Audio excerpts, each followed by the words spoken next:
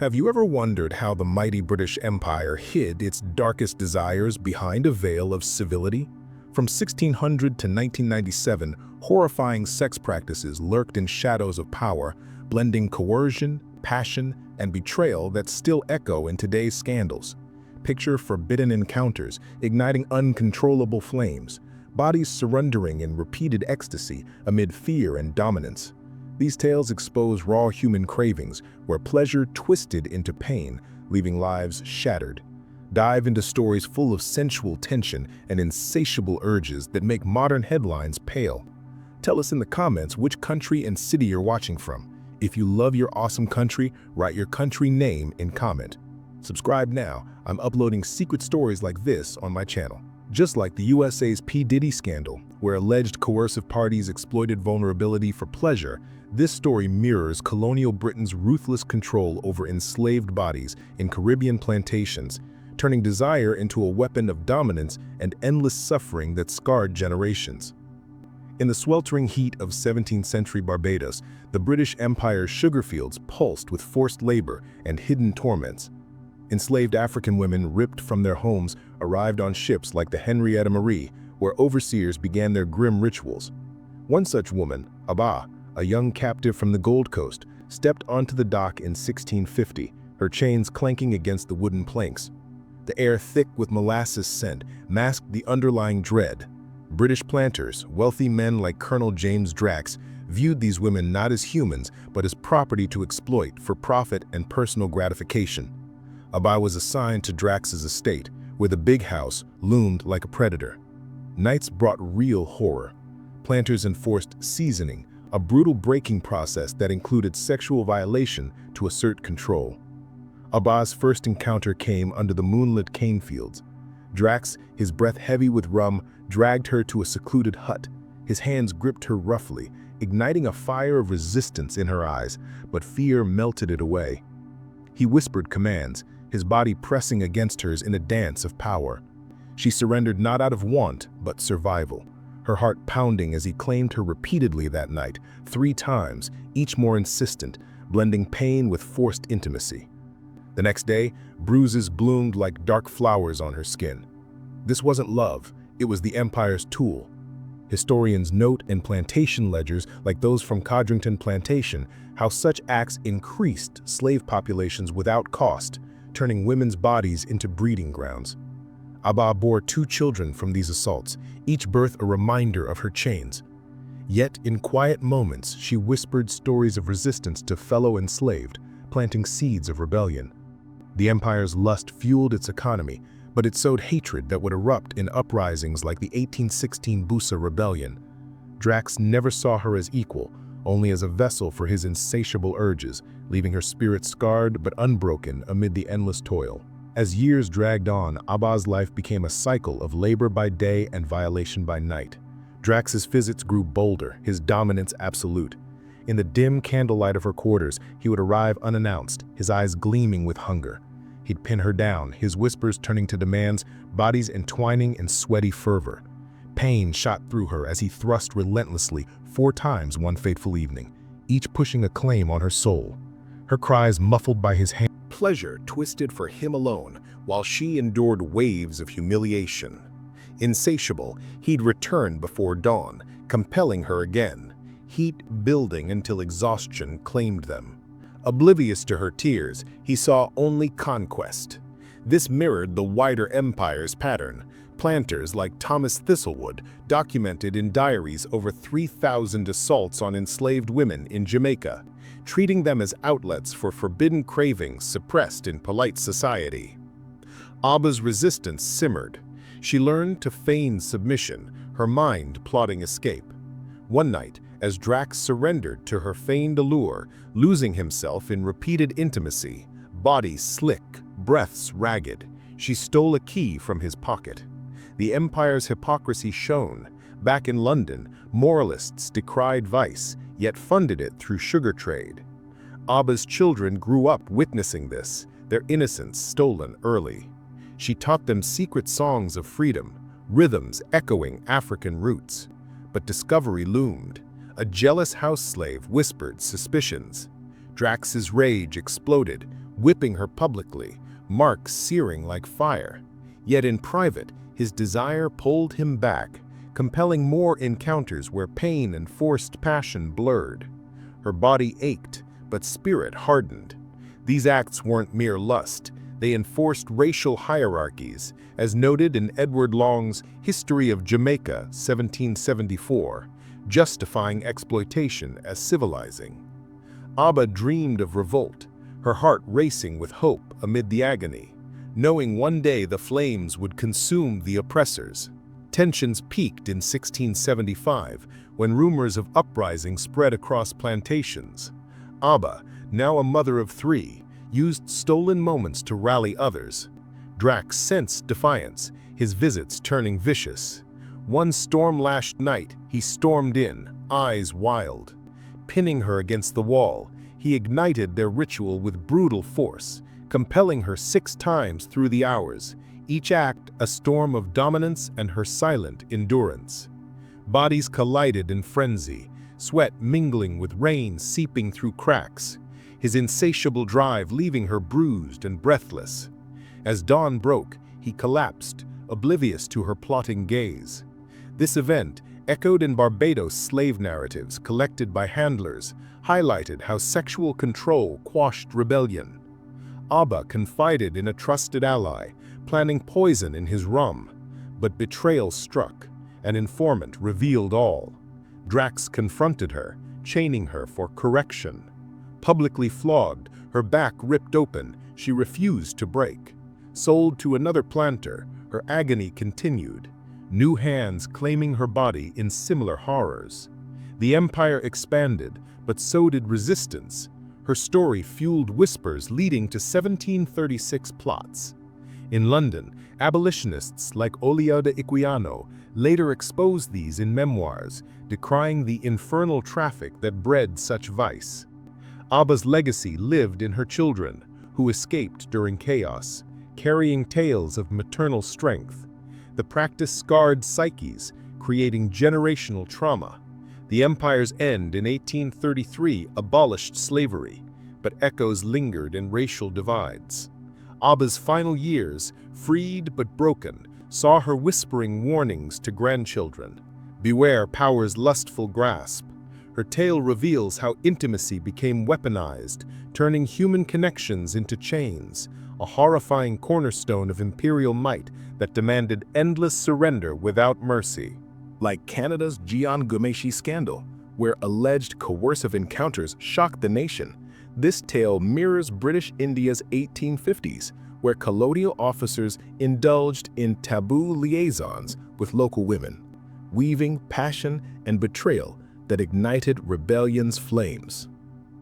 In 1855, Calcutta's humid nights pulsed with the British Raj's iron grip. Colonel Edward Langley, a stern officer, patrolled the bustling city, his polished boots echoing on marble floors of colonial mansions. The East India Company's rule demanded propriety, yet beneath starched uniforms, forbidden desires simmered. Langley, married to a distant English wife, found solace in the shadowed zinanas of local nawabs. There, he met Priya, a courtesan whose kohl-lined eyes and silken saris captivated him. Her dance, swaying hips under flickering oil lamps, was a siren's call, igniting a fire in his chest. At a clandestine darbar, she moved closer, her jasmine scent overwhelming his senses. Their first encounter, behind lattice screens, was a storm of whispers and touches, his hands tracing her curves, bodies entwining twice in heated surrender. Priya's allure compelled him, her voice soft yet commanding, guiding his trembling frame through waves of ecstasy. This wasn't mere lust, it was power play. British officers often exploited such women, as noted in Fanny Parks's journals, 1850, viewing them as exotic trophies to dominate. Priya, however, wielded her charms strategically, her heart racing with defiance. She demanded gifts, gold, silks, knowing each tryst tightened her grip over Langley. Their nights grew bolder, 3 passionate unions under moonlight. her insatiable hunger pulling him deeper into her spell. But the Raja's spies watched. A jealous rival, another officer, whispered of Langley's indecency to superiors. The empire's moral facade, preaching Christian virtue, hid such liaisons, yet punished exposure harshly. Priya's own community shunned her, labeling her a traitor. Langley's visits, now weekly, blended pleasure with danger, each embracing a defiance of colonial order, setting the stage for betrayal's spark. As the Sepoy Mutiny loomed in 1857, Langley's obsession with Priya intensified. Their secret haven, a crumbling haveli, became a refuge where bodies collided in frenzied passion. 4 times one night, Priya led him through dances of desire, her whispered command stroking his surrender, sweat-soaked, breathless, lost in her rhythm. Her dominance thrilled him, yet fear gnawed. Discovery meant ruin. Priya, no mere courtesan, used her allure to glean British plans, passing whispers to rebels. Her heart pounded with purpose, masking affection with calculated seduction. Each encounter, her fingers tracing his skin, pushed him further. 5 relentless unions, leaving him drained, yet craving more. This dynamic, recorded in Sepoy letters, showed how courtesans wielded soft power against colonial might. Langley gifted her jewels, unaware she funneled them to mutineers. The empire's hypocrisy shone. Officers preached purity while indulging in zenana pleasures. But betrayal brewed. A loyal servant, bribed by Langley's rival, stole a love letter penned in haste, its words dripping with forbidden heat. "Your touch burns my soul." Exposed, Langley faced court-martial whispers. Priya, caught in the crossfire, endured lashings from her own people for consorting. Yet, in their final meeting, as rebellion's drums beat, they surrendered again, 6 times in desperate fervor, bodies entwined under flickering lamps, oblivious to the chaos outside. Her insatiable drive met his reckless abandon, a fleeting escape from doom. The mutiny erupted, and Priya vanished into the uprising, her fate unknown. Langley, humiliated, was recalled to England, his career ashes. The empire's lust for control, both sexual and political, fueled resistance. As historian William Dalrymple notes in his book, The Last Mughal, 2006, Priya's dance of desire and defiance left scars, her legacy whispered in rebel songs challenging the Raja's iron heart. The mutiny's chaos in 1857 engulfed Calcutta, and Langley's scandal became a spark in the fire. His letter, now in British hands, branded him a traitor to decorum. Priya's role as informant surfaced, her name cursed in colonial circles. Their final night, before the uprising, was a storm of raw passion, 7 encounters, each more intense, her commanding gaze pulling him into a haze of pleasure and pain. Bodies slick with sweat, they lost themselves, her relentless desire driving him to collapse. As dawn broke, reality crashed. Rebels stormed the city, and Langley fled, barely escaping a mob. Priya, betrayed by her own, faced exile, her body marked by whips for her dual loyalties. The empire's response was brutal. Courts punished officers for native entanglements, as seen in East India Company records, to restore moral order. Yet hypocrisy thrived. British wives, like Langley's, often ignored such affairs, maintaining social facades. Langley's return to England brought shame. His wife, silent, knew of his vices, but revealed her own, secret trysts with a captain, confessed in a tearful confrontation. This twist, echoing the mutual secrets of the analyzed script, reshaped their marriage into cautious acceptance. Priya's fate, lost in rebellion's fog, symbolized countless women used and discarded by the empire. Her story, whispered in bazaars, fueled anti-colonial fire. The Raj fell in 1947, but these practices left scars, racial divides, and broken lives. Dalrymple's accounts highlight how such liaisons stoked rebellion's members. Langley's ruin and Priya's sacrifice reveal a horrifying truth. The empire's thirst for dominance twisted intimacy into a battlefield where desire became a weapon and betrayal burned all. Could you navigate such treacherous passion? Priya's dance of power exposed the Raja's fragile morality, but darker horrors loomed in distant colonies. Can a forbidden vow shatter an empire's heart? Share your shock in the comments. Let's hear your thoughts. Like Australia's Geoffrey Rush scandal, where alleged inappropriate advances rocked his career, this tale mirrors 1788 Sydney, where a governor's clandestine vows with a convict woman sparked forbidden passion, igniting betrayal and ruin under the empire's watchful eyes. In 1788, Sydney's fledgling penal colony was a harsh frontier of British ambition. Governor Arthur Phillip, tasked with taming this wild land, ruled over convicts shipped from England's overflowing jails. Among them was Mary Wade, a 20-year-old thief, her defiant eyes catching Phillip's gaze during a dusty muster. The first fleet's arrival, detailed in Watkin Tench's journal 1793, brought men like Phillip, upright, married, yet starved for intimacy in this isolated outpost. Mary, sentenced for stealing lace, worked in the governor's residence, her nimble fingers sewing under his scrutiny. One stormy night, as waves crashed against Botany Bay, Phillip summoned her. His voice low and commanding offered freedom for compliance. Her heart raced, torn between fear and cunning. In his candlelit quarters, their first encounter unfolded, his hands firm, her body yielding under pressure, a single heated embrace blending coercion and whispered promises. His authority compelled her to surrender, twice that night, his desire a flame fanned by power. Mary, no stranger to survival, played along, her soft murmurs masking ambition. This wasn't love, but a transaction, as Tench's accounts hinted officers exploiting convict women for pleasure. Phillip gifted her trinkets, a dangerous bond forming. Their trysts grew bold, 3 nightly unions under creaking beams, her compliance securing better rations. The colony's moral facade, preaching reform, hid such vices. Yet whispers spread among convicts, jealous of Mary's favor. A rival, another convict, spied their shadows through a window, her heart burning with betrayal. Philip's wife in England remained oblivious, but Sydney's gossip threatened ruin.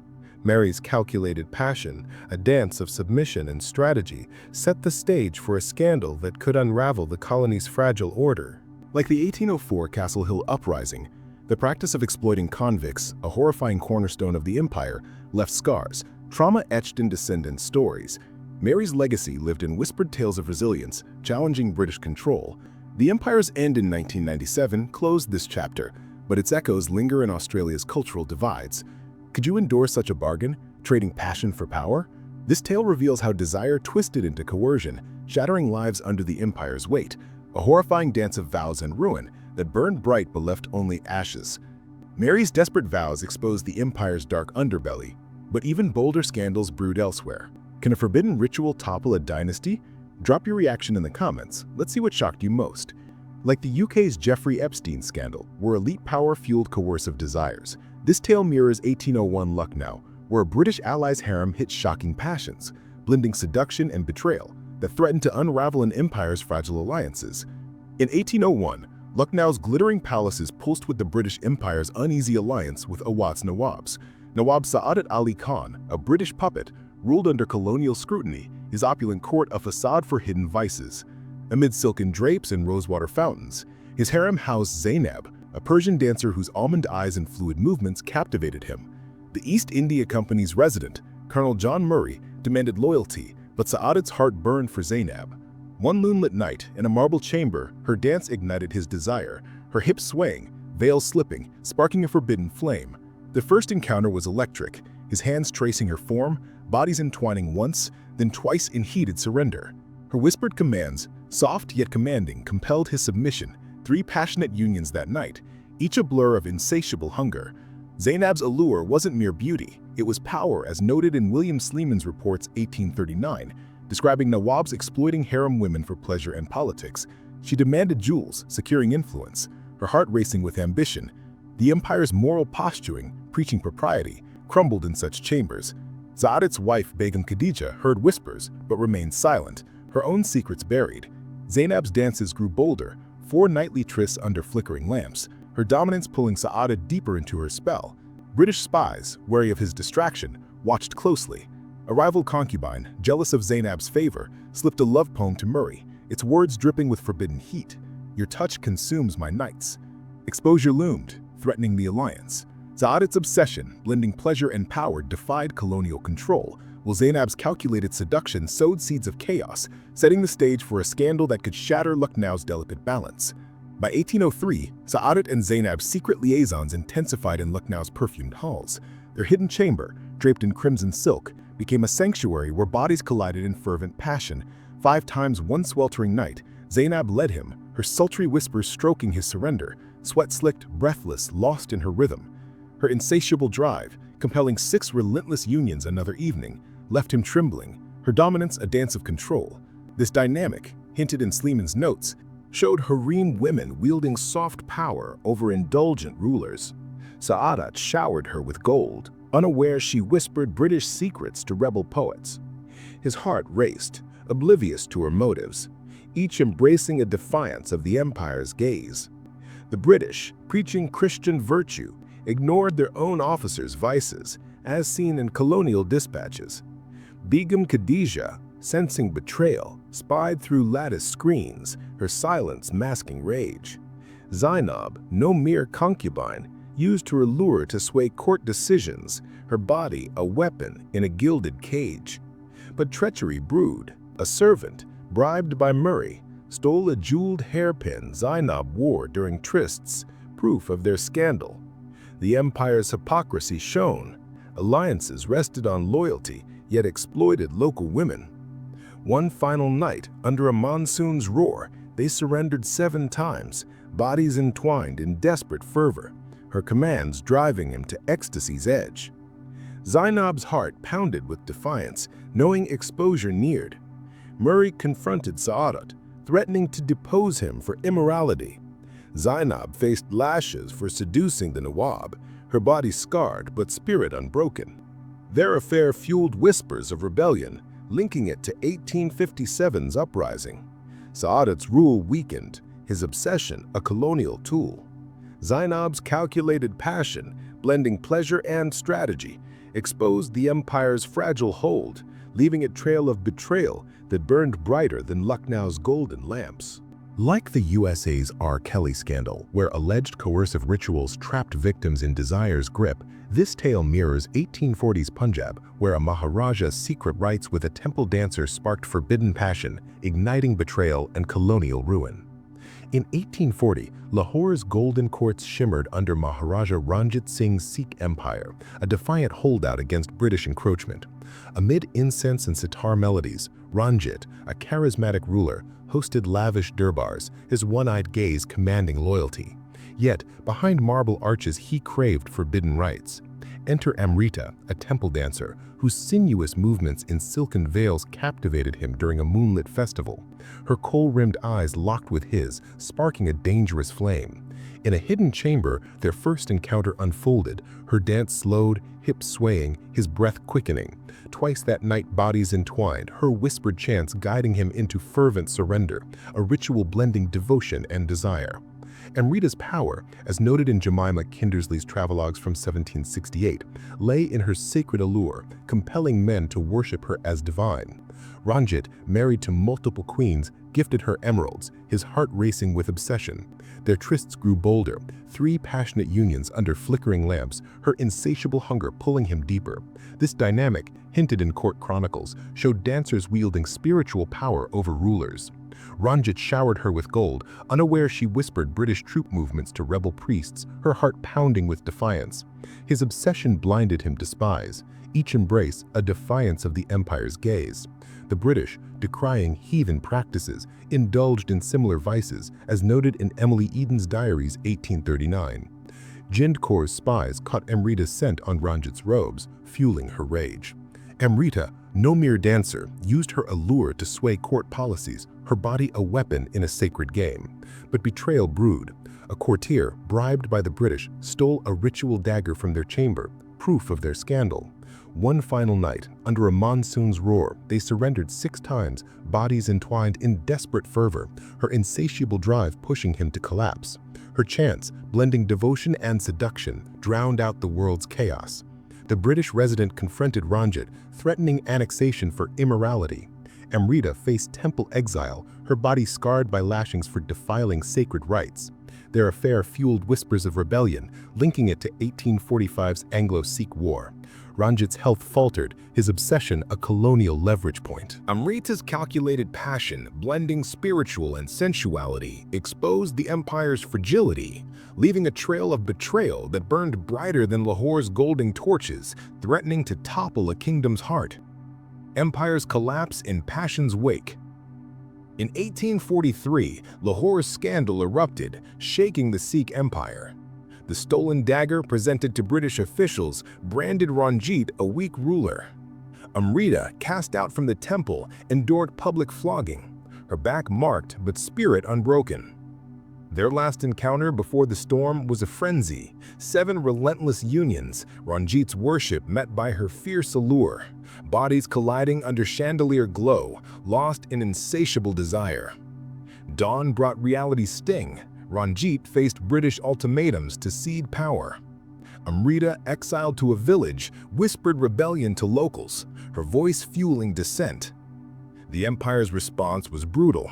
Courts hushed the affair, as seen in Punjab archives, to preserve alliances. Yet hypocrisy surfaced. Jindana Kaur confessed her own secret trysts with a general, revealed in a tearful confrontation. I too sought divine solace. This twist, echoing the analyzed script's mutual secrets, stunned Ranjit, reshaping their bond into wary trust. Amrita's fate blurred into war's chaos, her story immortalized in Sikh ballads as defiance.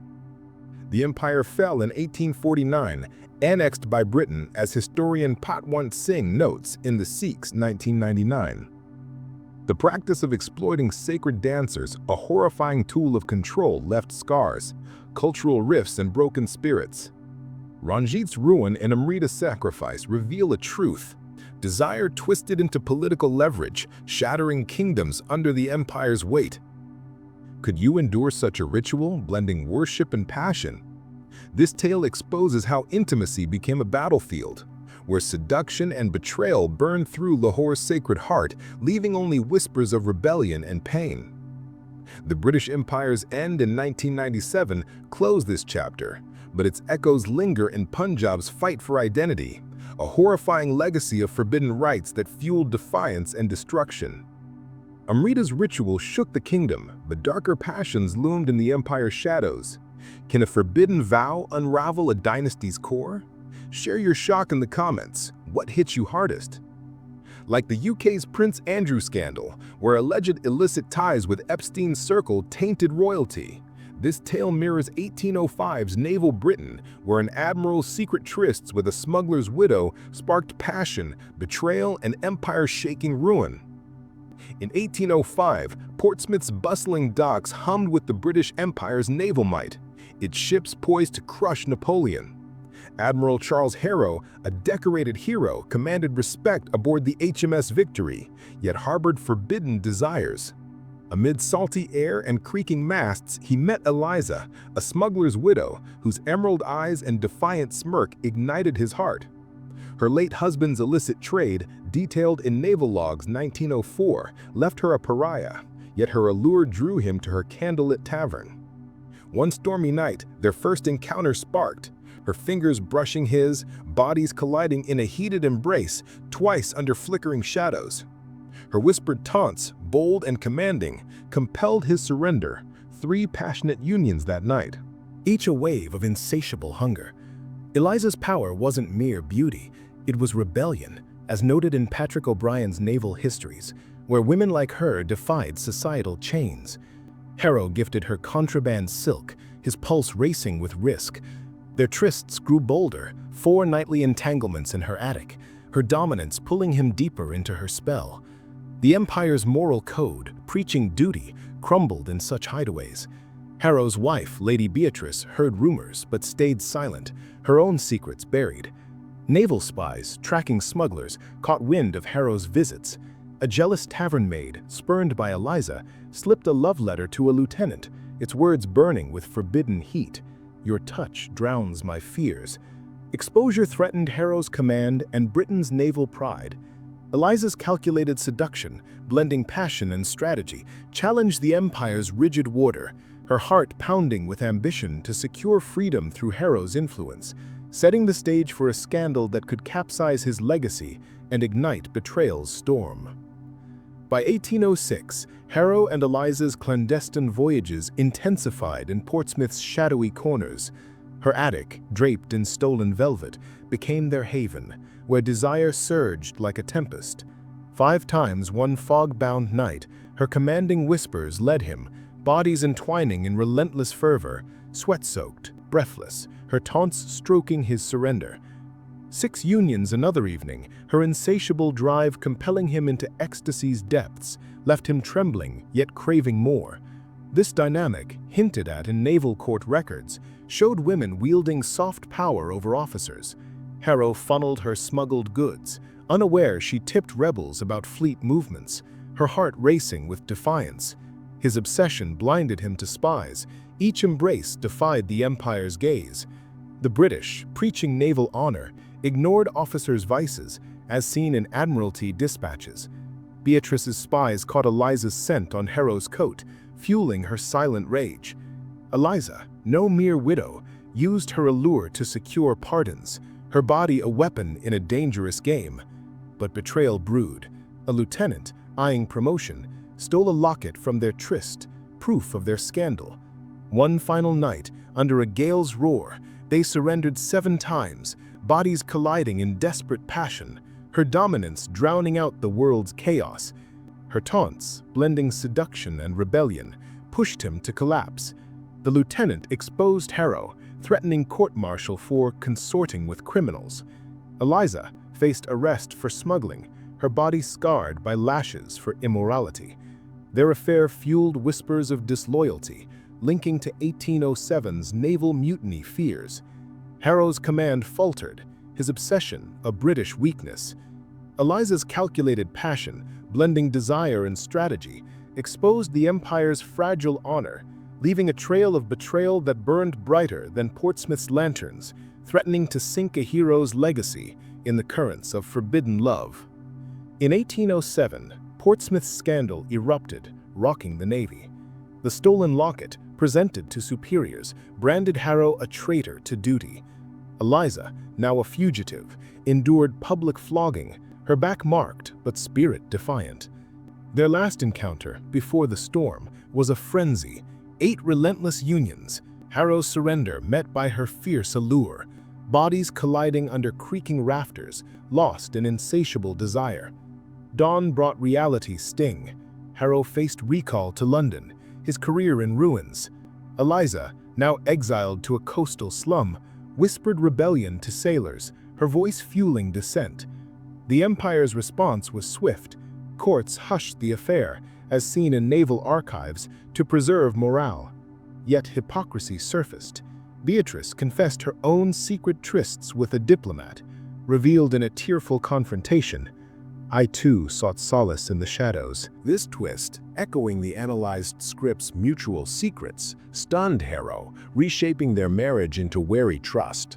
Eliza's fate blurred into rebellion's chaos, her story immortalized in dockside ballads as defiance.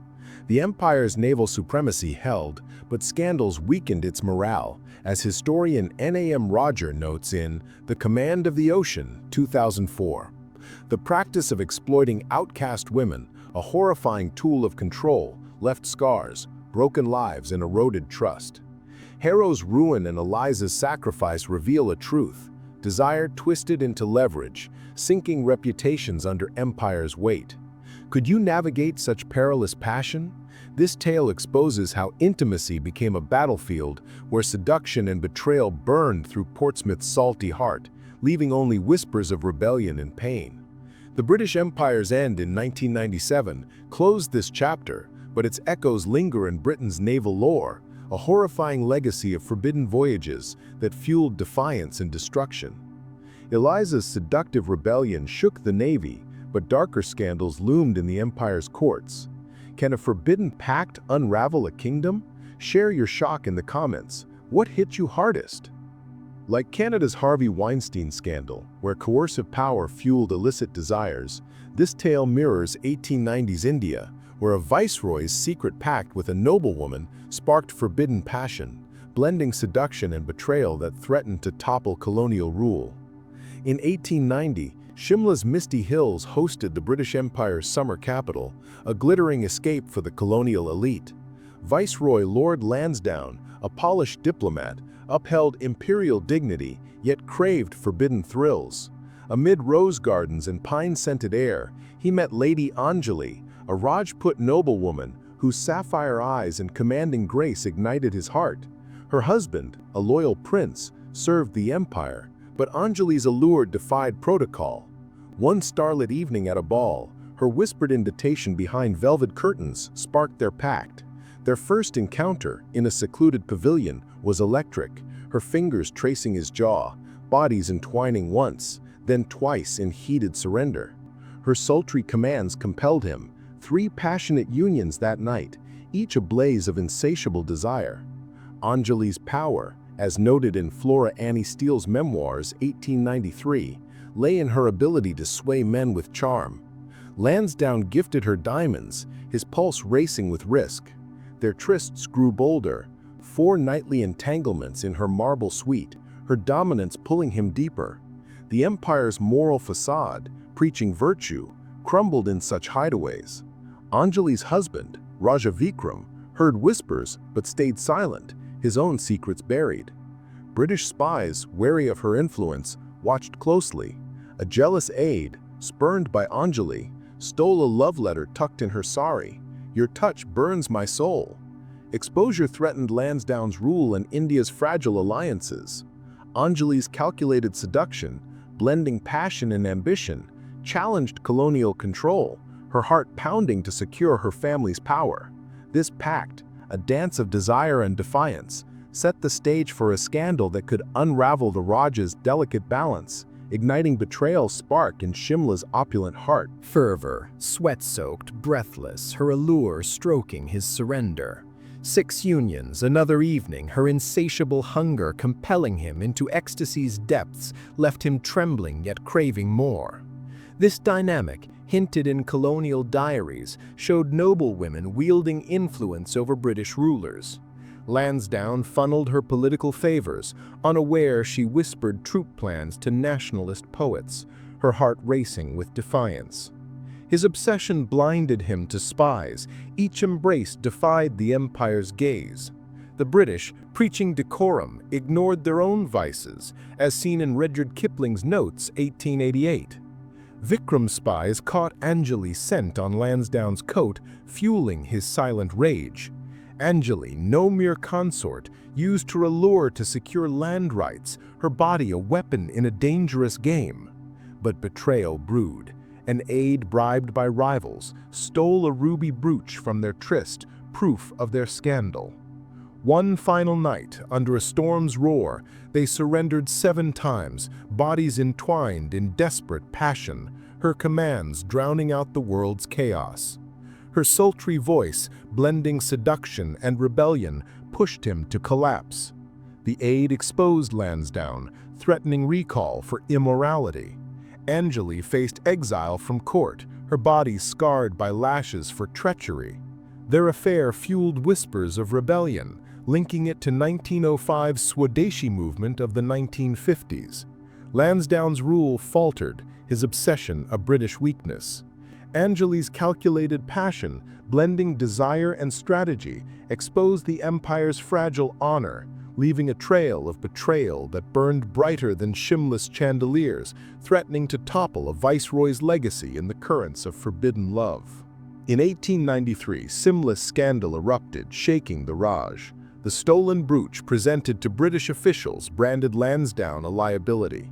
Anjali, cast out from court, endured public flogging, her back marked but spirit defiant. Their last encounter before the storm was a frenzy.